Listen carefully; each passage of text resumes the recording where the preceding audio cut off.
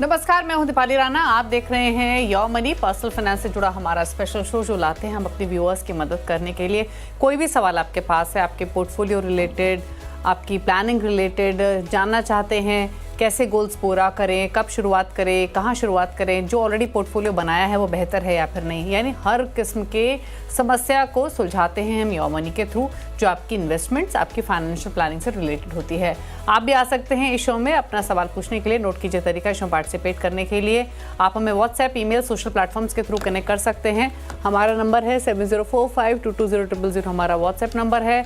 Email है yourmoney@nwr18.com। Facebook, Twitter पर जाएंगे तो #AskAwaz योरमनी लिखकर अपना सवाल हमें भेज सकते हैं। हमारे साथ है मनी फ्रंट के को फाउंडर और CEO मोहित गांग, आज आपकी सभी क्वेरीज को आंसर करने के लिए। मोहित नमस्कार, स्वागत है आपका। और हम क्वेरीज लें उससे पहले एज यूजुअल हम अवेयरनेस या फिर कहें नॉलेज को और इन्हांस करने के लिए इन्वेस्टमेंट रिलेटेड हर एस्पेक्ट को टच करने की कोशिश करते हैं। और इसी कड़ी में आज हम बात करेंगे टैक्सेस से जुड़ी हुई, और स्पेशली टैक्स लॉस हार्वेस्टिंग क्या होती है, इन्वेस्टर्स को इसके क्या फ़ायदे हो सकते हैं। सिंपल एग्जांपल्स के साथ मोहित से समझने की कोशिश करते हैं कि टैक्स लॉस हार्वेस्टिंग क्या होती है और इसके क्या मायने हैं इक्विटी म्यूचुअल फंड या फिर स्टॉक इन्वेस्टमेंट में। बताएं मोहित। जी नमस्कार दीपाली जी, और बहुत बहुत शुक्रिया शो में बुलाने के लिए।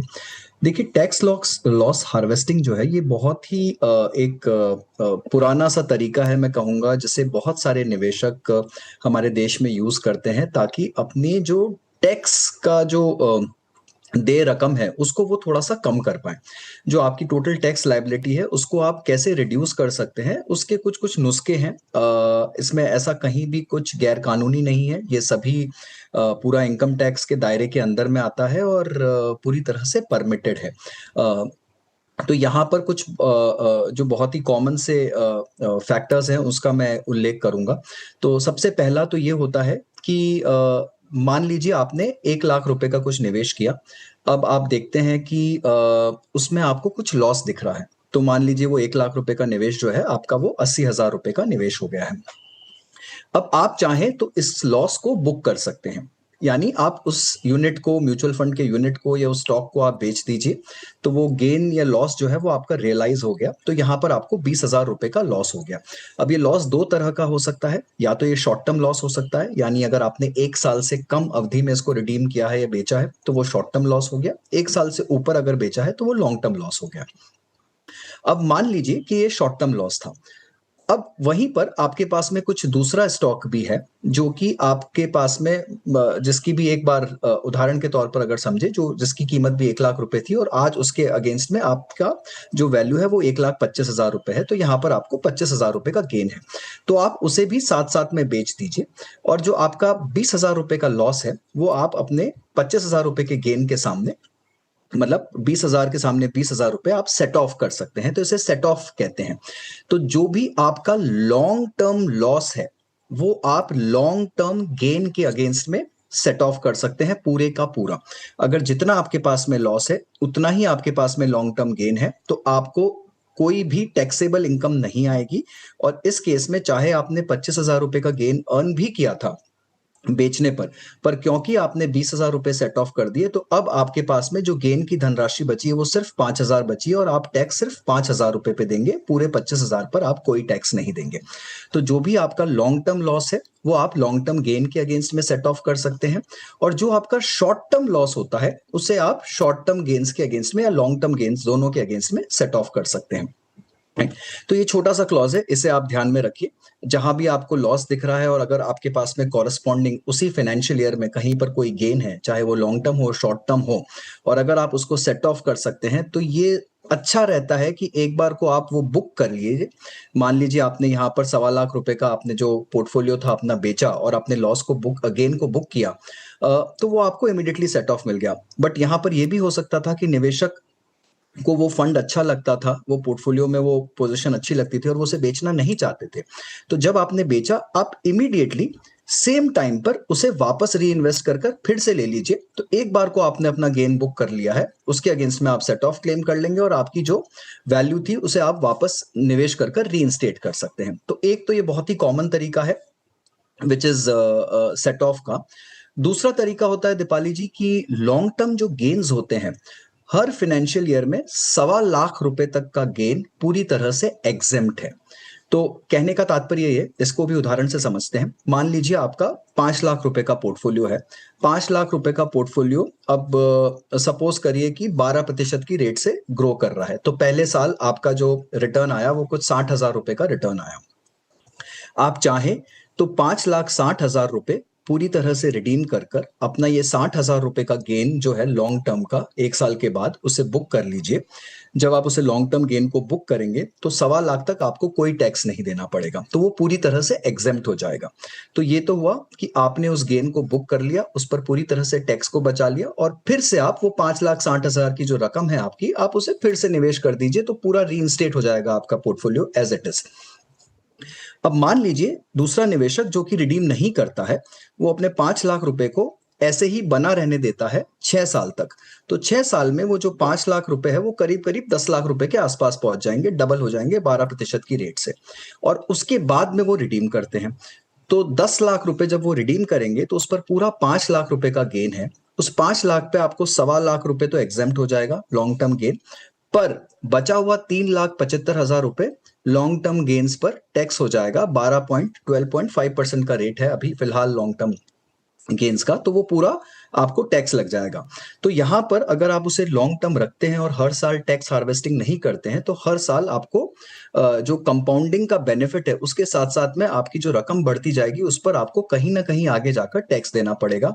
तो उससे बचने के लिए आप हर साल उतने अमाउंट तक का कैपिटल वैल्यू, जब आपका गेन 1.25 लाख के आसपास पहुंच रहा है, उतना आप रिडीम कर लीजिए कि आप गेन को 1.25 लाख के अंदर रखकर उस पे पूरा एग्जेम्पशन ले लीजिए और फिर से दोबारा से उतनी रकम को वापस निवेश कर दीजिए। इसी को टैक्स लॉस हार्वेस्टिंग कहते हैं, और इससे आप एक छोटा सा एक अच्छा टैक्स का अमाउंट हर साल बचा सकते हैं अपने पोर्टफोलियो में। ओके और कुछ खास टिप्स या बातें या गलतियां जो अवॉइड करनी है इन्वेस्टर्स को, जिनका खास ख्याल रखना है?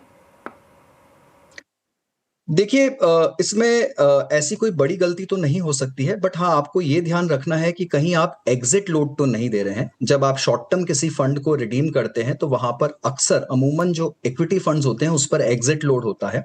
तो आप ये देखिए कि कहीं आप टैक्स लायबिलिटी बचाने के चक्कर में कहीं एग्जिट लोड तो नहीं भर रहे हैं। आपको ये भी देखना होगा कि कोई बहुत अच्छा फंड कर रहा है जहां पर बहुत अच्छा मुनाफा आपको मिल रहा है, वहां पर आप कोई ऐसी पोजीशन तो रिडीम नहीं कर रहे हैं जहां आप दोबारा नहीं निवेश कर पाएंगे। तो काफी फंड्स होते हैं जो क्लोज्ड एंडेड होते हैं, या फिर आप उसको फिर से निवेश करेंगे तो आपको एक लंबे लॉक इन के अधीन आना पड़ेगा। तो वो सब आपको थोड़ा सा देखना पड़ेगा। अपनी कंप्यूटेशंस को परफेक्ट रखिएगा, गलती से कम ज्यादा अमाउंट हो जाए, आप ज्यादा रिडीम कर दे, पूरी तरह से सेट ऑफ ना ले पाए तो वो भी एक नुकसान है। तो ये सब जो चीजें हैं वो आपको अच्छे से सिमुलेशन रन कर कर अपने पोर्टफोलियो में देखनी होंगी कि कितना फायदा हो रहा है। और सबसे बड़ा जो प्रिकॉशन आपको लेना है वो ये है कि जब आप रिडीम करते हैं तो दोबारा आपको इमीडिएटली री इन्वेस्ट करना है। ऐसा ना हो कि आप उसके बाद मार्केट टाइमिंग में लग जाए, आपने टैक्स हार्वेस्टिंग के चक्कर में बुक तो कर लिए अपने गेन, बट फिर से अगर आप उसे मार्केट में रीडिप्लॉय नहीं कर पाए और उस बीच में अगर मार्केट भाग गया तो यहाँ पर आपको थोड़ा सा मार्केट का लॉस हो सकता है, मार्केट मूवमेंट का लॉस हो सकता है। तो उससे बचना भी बहुत आवश्यक है और उसका ध्यान रखना बहुत जरूरी है। ओके चलिए, तो आपको इस टॉपिक से जुड़ी तमाम बारीकियां सिंपल भाषा में समझाया है कि क्या स्ट्रैटेजी आपको रखनी है, किन गलतियों से बचना है, क्या फ़ायदे हैं। अब बात करते हैं व्यूअर्स से। पहली व्यूअर हैं वंदना अग्रवाल राजस्थान से। इनके हस्बैंड हमारे साथ कनेक्टेड हैं सवाल पूछने के लिए वंदना के बिहाफ पर। नमस्कार सर, बताइए क्या सवाल है आपका? हाँ मैडम, मेरा नाम अभिषेक है। ये मेरे वाइफ का पोर्टफोलियो है। इसमें मैंने 5 फंड में वीकली SIP स्टार्ट कर रखी है, 1000 रुपीज ईच। मेरे पास फंड है सेंसेक्स, तो सेंसेक्स 30 प्लान, HDFC, ICICI का प्रो का निफ्टी नेक्स्ट 50 इंडेक्स फंड, पराग पारिक का फ्लेक्सी कैप फंड, कोटक का large and mid cap fund, and HDFC का मिड कैप फंड। ये मैंने स्टार्ट किया है, ये जनवरी से स्टार्ट किया है। लगभग इस फंड की वैल्यू लगभग 1,40,000 के आसपास है और इन्वेस्टमेंट होल्डिंग लगभग 15 साल का है।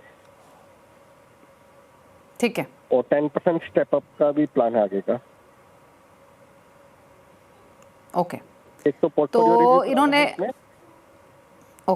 और बताइए। और कुछ एक फंड और ऐड करना चाहें स्मॉल कैप में, जैसे नहीं है मेरे पास कोई फंड, अगर उसके लिए कोई बेस्ट फंड कोई अगर है बता सकते हैं तो। ठीक है, तो जैसे इन्होंने मेंशन किया इनके पास 5000 की इनकी SIP है। ये आपकी वीकली SIP है अभिषेक जी? वीकली SIP है। ओके, तो यानी हर हफ्ते आप डाल रहे हैं, तो महीने की यानी 20,000 रुपये आप डिप्लॉय कर रहे हैं, राइट? राइट। ओके, तो 20,000 पर मंथ की SIP है। HDFC Sensex index fund, ICICI Pru Nifty next 50, Parag Parikh flexi cap, Kotak large mid cap और HDFC मिड कैप, ये 5 फंड्स हैं इनके पास, जहाँ पर 4,000 ईच डिप्लॉय कर रहे हैं हर महीने। 1,40,000 की पोर्टफोलियो की वैल्यू है, 10% स्टेपअप भी कर रहे हैं, 15 ईयर्स का होराइजन है। तो जानना चाहते हैं कितना कॉर्पस इकट्ठा कर लेंगे 15 सालों में, प्लस एक और फंड ऐड करना सोच रहे हैं। अच्छा, जो नया फंड ऐड करेंगे अभिषेक, उसमें कितने राशि डालेंगे आप हर महीने? Same amount. सेम अमाउंट, तो यानी 25,000 की मान लीजिए इनकी SIP हो जाएगी हर महीने की। बताइए क्या सजेशन इनके लिए? जी, तो अभिषेक जी देखिए, जहाँ तक आपके मंथली SIP का सवाल है, आपने वीकली SIP कर रखा है, महीने में करीब 20,000 रुपए आपके SIP में जा रहे हैं। यहाँ पर अगर मैं 10% का स्टेप अप अज्यूम करता हूँ, जो कि आप बता रहे हैं कि आप हर साल 10% का स्टेप अप करेंगे, और मैं 12% की दर अज्यूम करता हूँ रिटर्न्स की, तो आपका जो कुल कॉर्पस है वो करीब 1,65,00,000 के आसपास हो जाएगा। तो 1,65,00,000 का कॉर्पस आप 15 साल में जुटा पाएंगे। अब बात रही कि आपके जो पोर्टफोलियो है उसकी जो स्कीम्स हैं, देखिए मुझे सबसे अच्छी बात आपके पोर्टफोलियो में लगी, जो कि आजकल बहुत कम देखने में आती है, कि आपने अपने करंट पोर्टफोलियो में 50% एलोकेशन लार्ज कैप्स को दे रखा है, वो भी पैसिव स्ट्रैटेजीज में। तो मेरी तरफ से आपको बहुत बहुत बधाई, बहुत ही ज्यादा अच्छा एलोकेशन है ये, और ये आपके पोर्टफोलियो को एक अच्छा लॉन्ग टर्म बैलेंस प्रोवाइड करेगा। इसे कभी चेंज मत करिए, उतना लार्ज कैप एलोकेशन बने रहने दीजिएगा। आपने HDFC BSE Sensex index fund और Pru Nifty next 50 index fund लिया है। Great selection again. आपने बाजार की टॉप 30 कंपनियां और उसके बाद की 51st से 100 मार्केट कैप कंपनी, दोनों ही फंड्स का चुनाव करके आपने इस पूरे क्षेत्र को कवर कर लिया, और लार्ज कैप का जो आपका कवरेज है वो बहुत शानदार है। उसके बाद आपने फ्लेक्सी कैप में पराग पारिक फ्लेक्सी कैप लिया है, अपनी श्रेणी का उच्चतम फंड है, इंडिया का लार्जेस्ट इक्विटी फंड भी है, 1,10,000 करोड़ का AUM है। राजीव ठक्कर बहुत ही शानदार फंड मैनेजर, कंसिस्टेंटली बहुत अच्छा प्रदर्शन रहा है, इसमें आपको 20-25% इंटरनेशनल एलोकेशन भी मिल रहा है। तो ओवरऑल ग्रेट चॉइस, कहीं कुछ बदलाव की आवश्यकता नहीं है। और उसके बाद में अपने कोटक लार्ज एंड मिड और HDFC मिड कैप दोनों ही अपनी श्रेणी के उच्चतम फंड है। तो ओवरऑल पोर्टफोलियो एलोकेशन बहुत बेहतरीन है। स्मॉल कैप डेफिनेटली मिसिंग है आपके पोर्टफोलियो में, और अगर आप अपनी SIP बढ़ा के 25,000 ले जाना चाहते हैं तो स्मॉल कैप में मेरी रिकमेंडेशन रहेगी, या तो आप बंधन स्मॉल कैप फंड का शुमार कर सकते हैं अपने पोर्टफोलियो में, या फिर निपॉन स्मॉल कैप, उसके अलावा प्रू ICICI स्मॉल कैप, इन फंड्स को भी देख सकते हैं, इन्वेस्को स्मॉल कैप को भी देख सकते हैं। तो बंधन और इन्वेस्को, ये मेरी 2 टॉप पिक्स रहेंगी स्मॉल कैप श्रेणी में। ओके, चलिए, तो ये सलाह आपके पोर्टफोलियो को लेकर दी गई है, अकॉर्डिंगली आप स्ट्रैटेजी बना सकते हैं। फंड्स के नेम भी आपको स्मॉल कैप कैटेगरी में रिकमेंड किए गए हैं। बात करते हैं दिनेश से, उत्तराखंड से अगले व्यूअर हमारे साथ कनेक्टेड हैं। दिनेश जी नमस्कार, बताइए क्या सवाल है आपका? मेरे 2 लड़के हैं, एक छोटी वाली है। दिनेश जी बताइए प्लीज, क्या सवाल है आपका?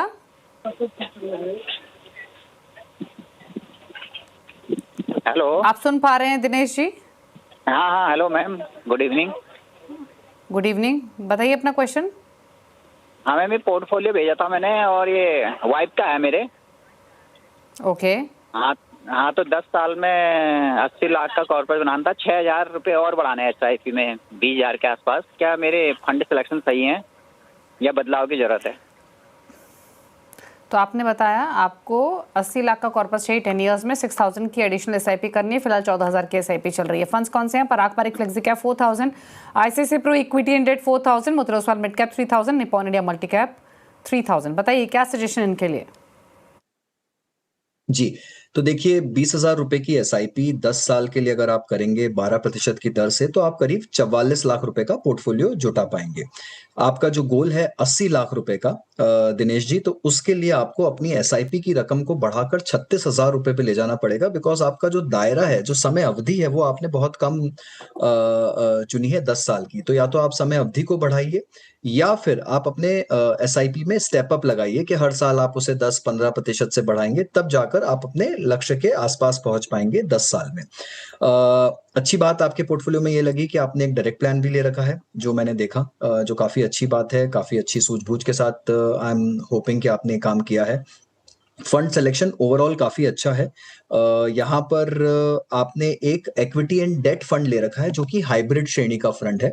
तो ये आपको ध्यान में रखना होगा कि ये फंड कभी भी आपको प्रॉपर इक्विटी फंड जितना रिटर्न नहीं दे पाएगा। इसमें इक्विटी और डेट का मिक्सचर है, तो थोड़ा सा बैलेंसिंग रहता है पोर्टफोलियो में। अच्छी मार्केट साइकिल्स में फंड अच्छा करेगा, गिरते हुए मार्केट साइकिल्स में फंड उतना गिरेगा भी नहीं, बट बहुत अच्छी मार्केट साइकिल्स में फंड उतना रिटर्न नहीं दे पाएगा जितना कि प्योर इक्विटी फंड्स देते हैं। तो उस बात का आपको ध्यान रखना पड़ेगा। फंड काफी अच्छा है, चॉइस में कोई खराबी नहीं है।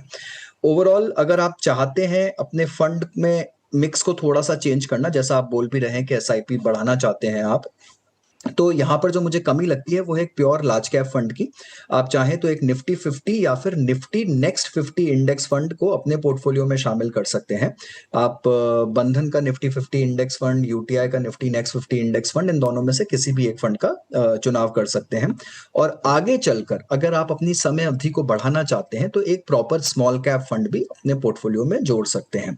डिपेंड करेगा टोटली कि आप अपने पोर्टफोलियो को अग्रेसिव स्वरूप देना चाहते हैं, ये थोड़ा सा कंजर्वेटिव, क्योंकि हम आपकी प्रोफाइल से इतने वाकिफ नहीं है तो उसका जवाब नहीं दे सकते। बट अगर आप थोड़ा सा कंजर्वेटिव और मॉडरेट पोर्टफोलियो रखना चाहते हैं तो लार्ज कैप की तरफ जाइए। अगर पोर्टफोलियो को एकदम अग्रेसिव करना चाहते हैं तो स्मॉल कैप।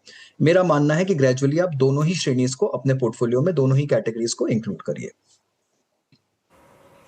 ओके, चलिए, तो ये सलाह आपके पोर्टफोलियो को लेकर दी गई है दिनेश जी। अकॉर्डिंगली आपको स्ट्रैटेजी बनानी है। 44 लाख के आसपास का कॉर्पस आप मान के चलें इकट्ठा कर लेंगे, क्योंकि जो आपका लक्ष्य है 80 लाख का, उसके लिए आपको 36,000 की एसआईपी करनी पड़ेगी।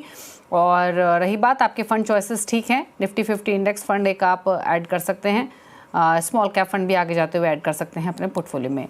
बानी सिंह का सवाल है हरियाणा से, और इन्होंने सवाल है इनके पोर्टफोलियो को लेकर। मंथली सिप है 26,000 की, 10 फंड्स हैं इनके पोर्टफोलियो में, 10 से 15 साल का होराइजन है।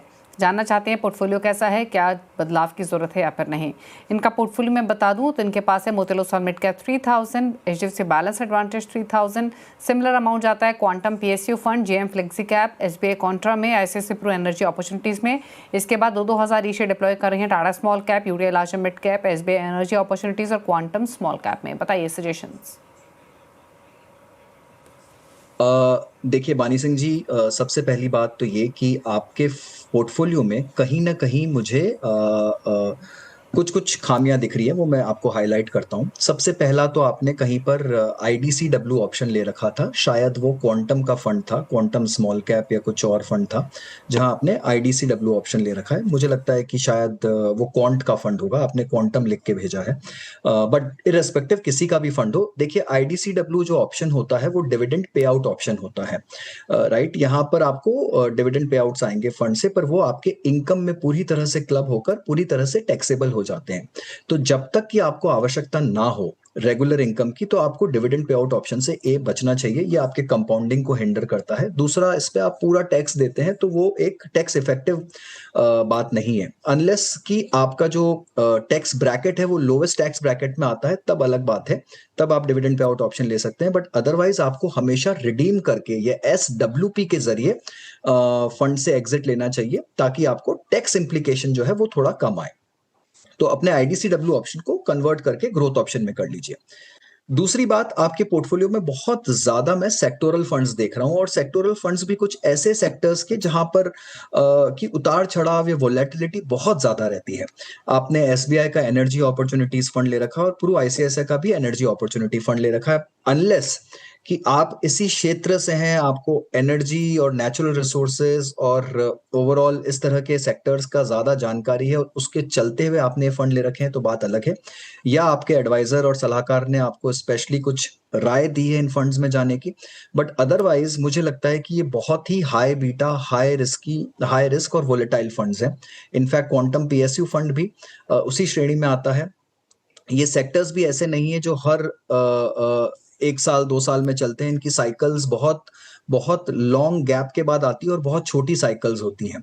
तो और ज़रूरी नहीं है कि ये फंड लगातार आपको अच्छा रिटर्न दे। तो मेरी राय ये रहेगी कि आप इमीडिएटली इन तीनों फंड्स में अपना एसआईपी रोक दें, अनलेस जैसा कि मैंने कहा कि आपको कोई स्पेशल जानकारी है इस क्षेत्र या सेक्टर के बारे में, तो वहाँ पर अपनी एसआईपी को रोक के आप अपनी एसआईपी को किसी अच्छे डाइवर्सिफाइड कैटेगरी के फंड में रीडायरेक्ट करिए। तो ये तो रही दूसरी बात। तीसरी, आपको कहाँ रीडायरेक्शन करना है, तो मुझे लगता है कि आप कोई अच्छा लार्ज कैप फंड लीजिए पहली बात अपने पोर्टफोलियो में, या फिर एक अच्छा मल्टी कैप फंड लीजिए।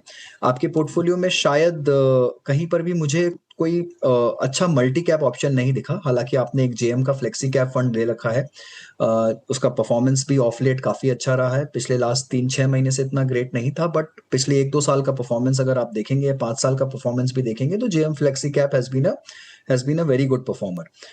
प्योर लार्ज कैप फंड की कमी है पोर्टफोलियो में, यहाँ पर आप किसी पैसिव इंडेक्स फंड का चुनाव करिए। हमने इसी शो में कुछ सुझाव भी दिए हैं, बंधन निफ्टी 50 इंडेक्स या यूटीआई निफ्टी नेक्स्ट 50 इंडेक्स आप ले सकते हैं। और अगर आप चाहें तो आगे चलकर अपने पोर्टफोलियो को और बैलेंस करने के लिए अच्छा मल्टी कैप फंड अपने पोर्टफोलियो में चुनाव कर सकते हैं। वहां पर आप निपॉन मल्टी कैप फंड का सिलेक्शन कर सकते हैं। ओके, चलिए, तो ये सलाह आपके पोर्टफोलियो को लेकर दी गई है। बानी, थोड़े से बदलाव आपको सजेस्ट किए गए हैं। क्वांटम पीएसयू फंड, क्वांट का PSU fund, ICICI pru energy opportunities, SBI energy opportunity से निकलने की सलाह है। और रही बात आपके ओवरऑल पोर्टफोलियो की, तो जो जो चेंजेस आपको करने हैं वो बताए गए हैं। कौन सी कैटेगरीज आप ऐड कर सकते हैं वो भी सजेस्ट किए गए, जिसमें मल्टी कैप, लार्ज कैप ऐसे फंड हो सकते हैं। रुकने इसी के साथ एक ब्रेक के लिए, लौटेंगे तो कुछ और क्वेरीज करेंगे शामिल। जल्द वापस आते हैं, आप देखते रहिए योर मनी।